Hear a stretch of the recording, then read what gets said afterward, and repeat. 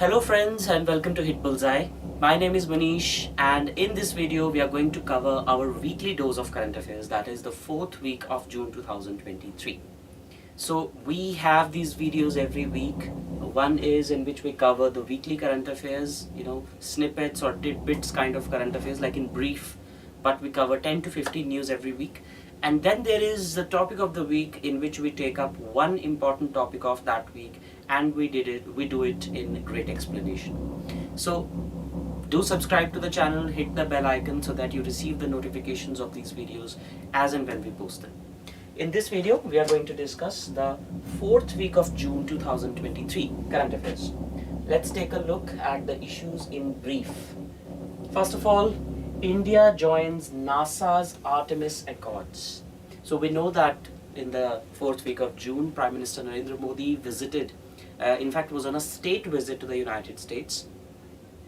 So a number of agreements were signed, but one of the most important ones is India joining Artemis Accord. So we will see what is the Artemis Accord.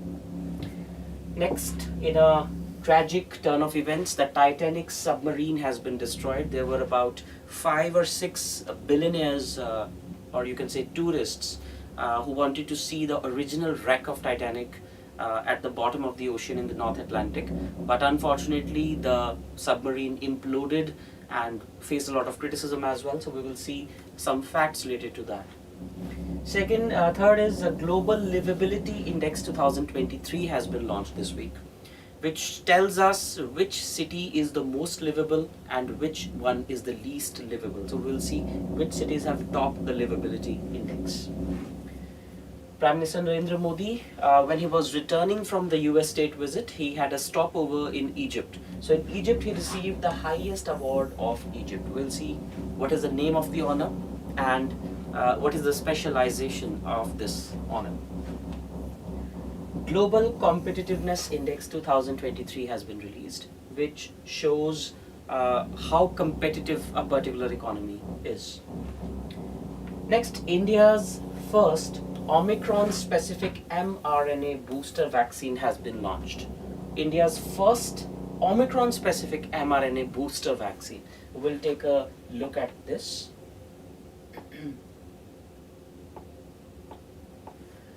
Kyriakos Mitsotakis, that's quite a difficult name to pronounce. Kyriakos Mitsotakis is the new Prime Minister of Greece. India's first hydrogen-powered train is proposed to be run. Very soon we'll see what is the route of this train and what is the significance of a hydrogen-powered train. Then the National Statistics Day has been commemorated. The Hemis Festival was held in Ladakh in the last week of June. And finally, Mr. Ajay Banga has been named in the 2023 list of Great Immigrants. So let's take a look at all these news in detail. Starting with the first one, India joins NASA's Artemis Accords. So here you can see Prime Minister Narendra Modi and President Joe Biden discussing something in the backdrop of the space shuttles. So India's premier space agency is ISRO, Indian Space Research Organization, headed by Mr. Somnath right now. And US's world famous space agency is NASA, which is National Aeronautics and Space Administration, NASA. So both of them have signed an agreement to join Artemis Accord. Now what are Artemis Accords? These accords came into force in, this is a part of the United Nations Outer Space Treaty of 1967, and the purpose of Artemis Accord is global space cooperation and lunar cooperation. Basically, research and development in space is the purpose of Artemis Accord, to explore interplanetary research, to explore moon even more.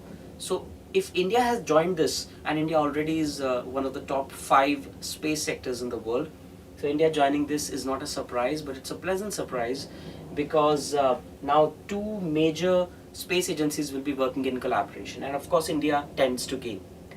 And also this is the first time in, ever since we know India-America relations, that US has decided to share their technology with India, whether it is for manufacturing of jet engines, whether it is in the space exploration, whether it is drone technology, whether it is semiconductor manufacturing.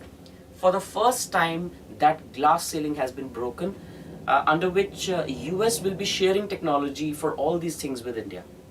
Till now, US has always been reluctant to share technology with India.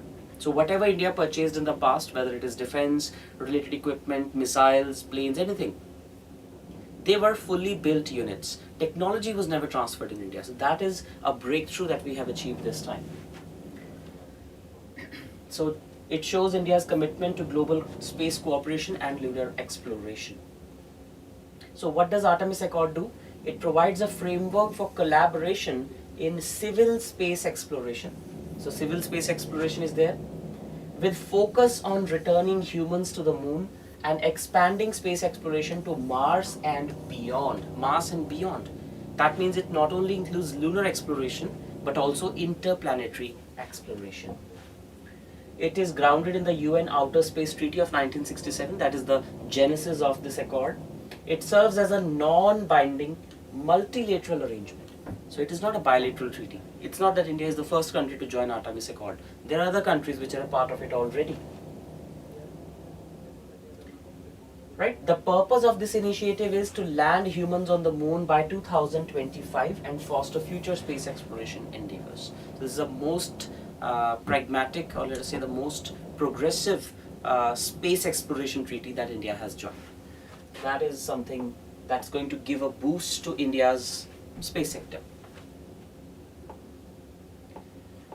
So next, this here is the ill-fated submarine, in which there were some 5 or 6 tourists. So it imploded. It did not explode. It imploded because it was at a great depth in the ocean. So the pressure at that point is so high that if anything goes wrong, it's like a space shuttle returning back to the Earth. If anything goes wrong, even 0.01%, then everything goes wrong. That's the way of saying it.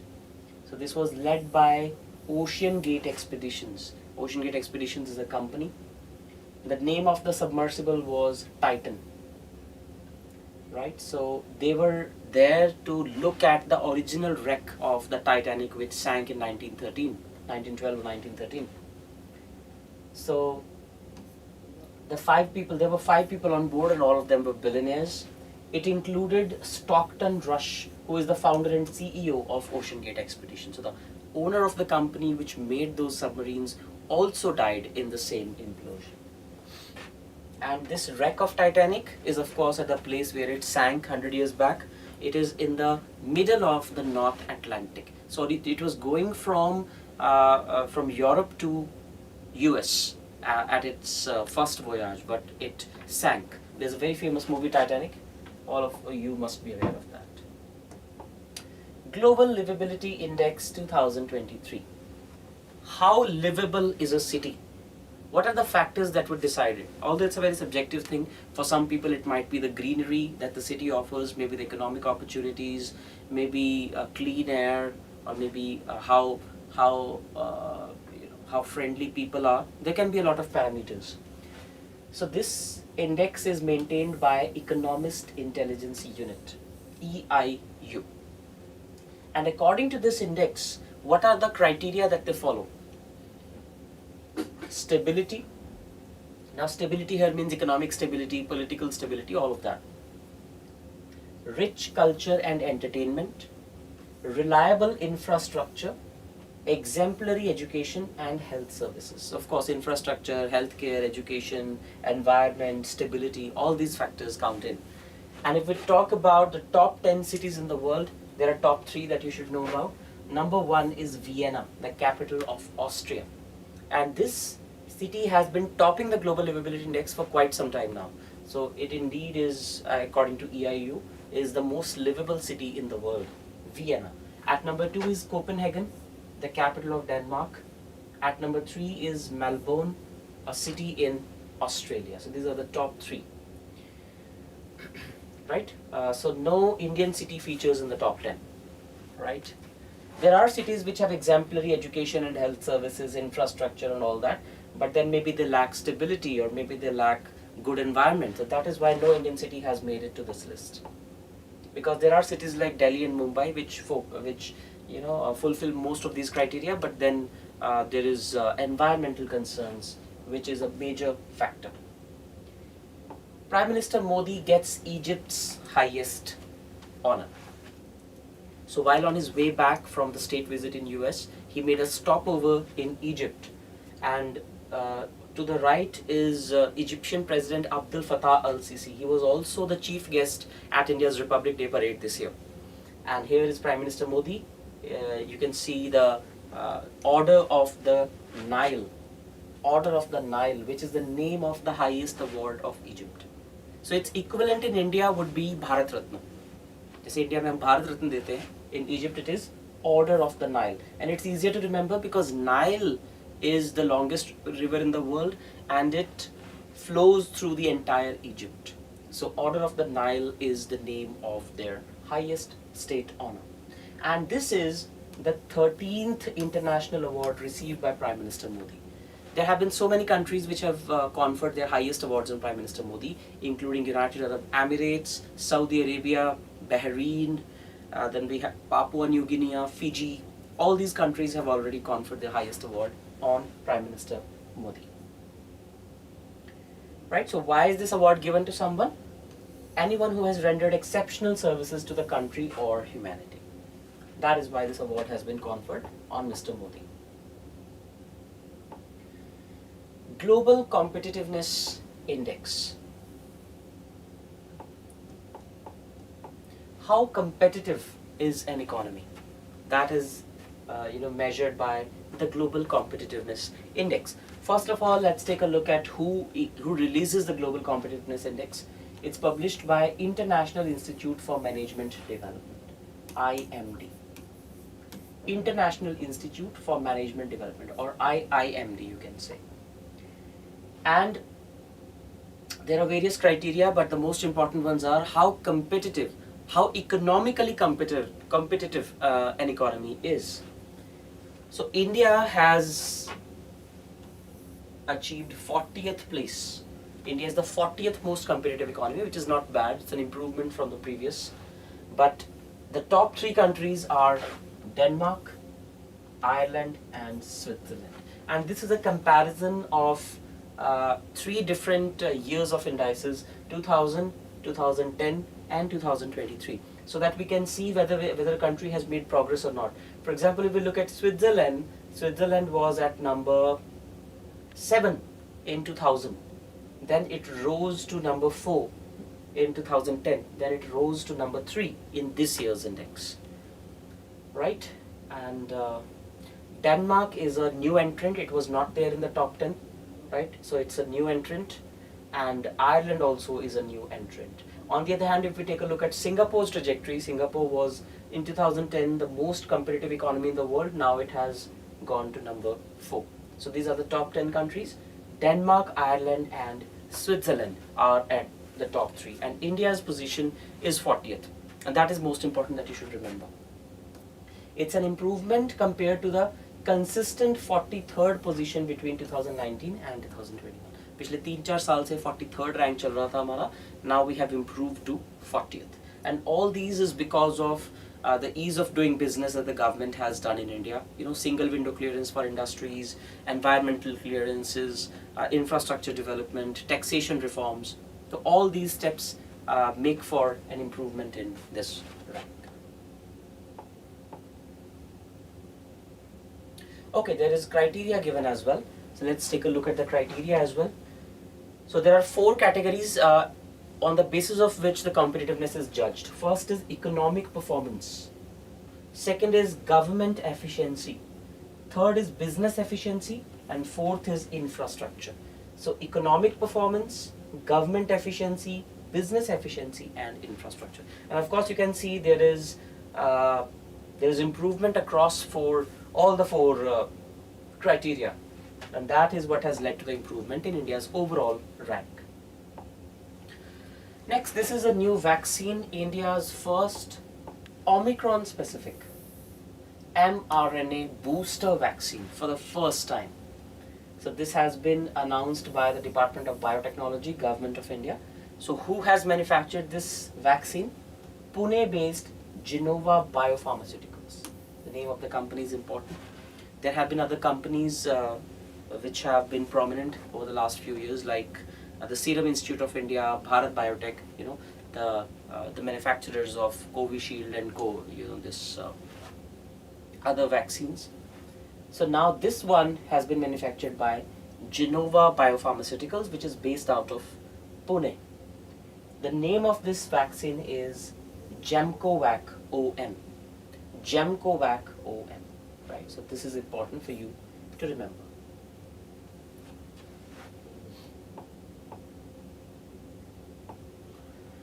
Kyriakos Mitsotakis is the new Prime Minister of Greece. So he is the new Prime Minister of Greece. And Greece has not been doing well economically for the last few years. Anyway, so he belongs to the New Democracy Party. It's a center-right party, New Democracy Party.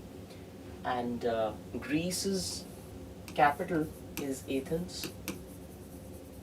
I still remember till a few years back, I think about 10 to 12 years back, there was this acronym called PIGS, which meant the 5 most crumbling economies of Europe. Portugal, Ireland, there was this one more, Italy, Greece and Spain. These were the 5 most embattled economies of Europe at that time. So Greece was one of those countries which was hit hard by the 2008 financial crisis, and it still is not doing very well. So it remains to be seen how Mr. Mitsotakis tackles the economic woes of Greece. India's first hydrogen-powered train is proposed to be run on the Jind-Sonipat route in the state of Haryana. So as you can see over here, this is how a hydrogen-powered train looks like. It's purposely painted blue in color to showcase uniqueness, and also to show that it's a environment-friendly way of running a train. So what is the importance of hydrogen trains? They rely on fuel cells to convert hydrogen and oxygen into electricity, which is a very clean way of running a train. It offers a clean and environmentally friendly alternative to traditional diesel trains. And Indian Railways last year had announced that by 2030, Indian Railways is aiming to become carbon neutral. Already about 90% plus network of Indian Railways is running on electricity powered trains. It's not running on diesel powered trains. Only a few percent is remaining. So hydrogen trains are going to play an important role in making railways carbon neutral. National Statistics Day 2023. There was one man, Mr. P.C. Mahalanobis or Prashant Chand Mahalanobis, who can be credited for making significant statistical development or progress in India, especially in the formative years after the independence of India. So it is Mr. P.C. Mahalanobis's birth anniversary that we celebrate as National Statistics Day, 29th of June. 29th of June is the National Statistics Day, which is the birth anniversary of Professor P.C. Mahalanobis. He has, a huge contribution in making statistics a part of India's planning regime and also a part of India's decision-making process. The theme of this year's National Statistics Day is alignment of state indicator framework with national indicator framework for monitoring sustainable development goals. So it was actually Mr. P.C. Mahalanobis who convinced the Indian policymakers about the utility of statistics as a tool in decision making. Before that there used to be vague criteria for taking certain decisions, but it was Mr. Mahalanobis who showcased the importance of statistics, like how quantifying a problem can be helpful in making a policy to tackling that problem. For example, what is the percentage of poverty in India? What is the sex ratio in India? So everything should be data based, everything should be quantified as far as possible. This idea was given by Mr. P.C. Mahalanobis and also implemented by him. He is hailed as the father of Indian statistics. He also helped establish the Indian Statistical Institute in 1950, and he was a Padma Vibhushan awardee. He also started a journal known as Sankhiki, or in Hindi it is Sankhiki.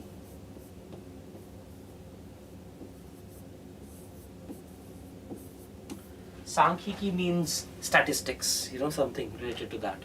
So he started this journal, he's helped establish the Indian Statistical Institute, and the second 5-year plan of India is known as the Mahalanobis model. It was based on the Mahalanobis model. So these are some of the important facts related to Mr. Mahalanobis, and 29th of June is National Statistics Day. Then the Hemis Festival has been celebrated in Ladakh. So there are two important festivals of Ladakh. One is celebrated around May, June, and one is celebrated around December. So of course in December there is a bone-chilling winter in Ladakh, so people or tourists do not usually go there. Until a few years back, the route used to be closed for 6 months. Now that is no longer the case. There is air connectivity, there are tunnels, everything. So the festival that is celebrated in December is the Losar festival, which is like Tibetan New Year. And second is the Hemis Festival. But Hemis Festival is more famous for the simple reason that this is the tourist season in Ladakh. So in June, the Hemis Festival has been celebrated in Ladakh. There is a Hemis monastery also, where it is celebrated. Like in this photograph, what you are seeing is the Hemis monastery. So it is dedicated to the birth anniversary of Lord Padmasambhav. Lord Padmasambhav, and it is an experience of Tibetan Tantric Buddhism. It's a branch of Buddhism which is practiced in this monastery, and this festival celebrates the birth anniversary of Lord Padmasambhav. And the highlight of this festival is Cham dance. Cham dance, as you can see over here. So this is like a traditional attire of Ladakh, and huge masks are worn. So this is a traditional dress and dance, which is the Cham dance. It is performed during the Hemis Festival. It's a huge tourist attraction. That's why thousands of tourists flock to Ladakh during the Hemis Festival. And finally, we have Mr. Ajay Banga named in the list of great immigrants. We discussed about Mr. Ajay Banga a few weeks back when he was confirmed as the president of the World Bank. He's the new president of the World Bank, and of course he's a person of Indian origin.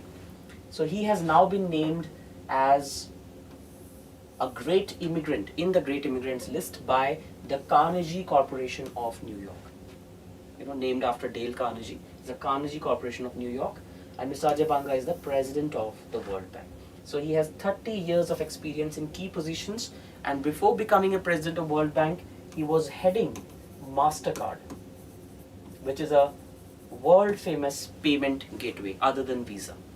So Mr. Ajay Banga has made the Indian community proud by becoming the World Bank president, succeeding Mr. David Malpass, and now he has featured in the great immigrants list as well. So that is all for this video. If you found the video to be useful, if you think that these are the issues or these are the topics which have enhanced your awareness about what's going on in India and the world, do give this video a thumbs up, and also share it with your friends who are preparing for any competitive exams, or even if they are not preparing for any competitive exams. Because I think to be aware of such basic things is not only the fundamental right but also the fundamental duty of all of us. Thank you so much, and take care.